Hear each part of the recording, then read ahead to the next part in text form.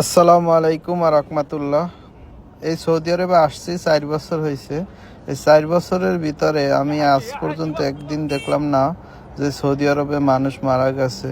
শুনছি দূরে দূরে মারা গেছে, কিন্তু এই আজকে সর্বপ্রথম কাবায় আইসা, মক্কা শরীফ আইসা, মক্কায় আইসা জুমার নামাজের পরে দেখলাম, যা দেখে খুবই অবাক যে সারিবদ্ধভাবে লাশের গাড়িগুলো বাইর করছে।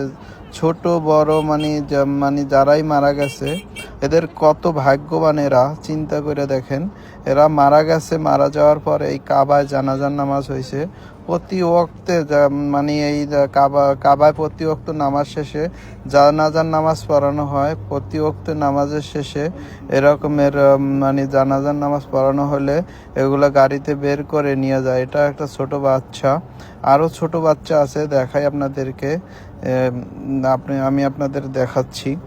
একদম ছোট, হয়তো দুনিয়ায় আসছে, আসার আগে মৃত। এই যে দেখেন, একদম ছোট বেবি। এই যে দেখেন, এটা হচ্ছে একদম ছোট, এটা দুনিয়ায় আসছি মনে হয় মৃত এই রকমের। যাই হোক, এদের কত ভাগ্য দেখেন, এদের কত ভাগ্য ভালো যে কাবায় জানাজার নামাজ, এরা কত সৌভাগ্যবান যে এদের জানাজার নামাজ এই কাবায় পড়ছে। কত লক্ষ লক্ষ মানুষ এদের জানাজার নামায় শরিক হচ্ছে। সবাই এদের জন্য দোয়া করবেন, আল্লাহ যেন এদেরকে জান্নাত নসিব করেন। আমিন।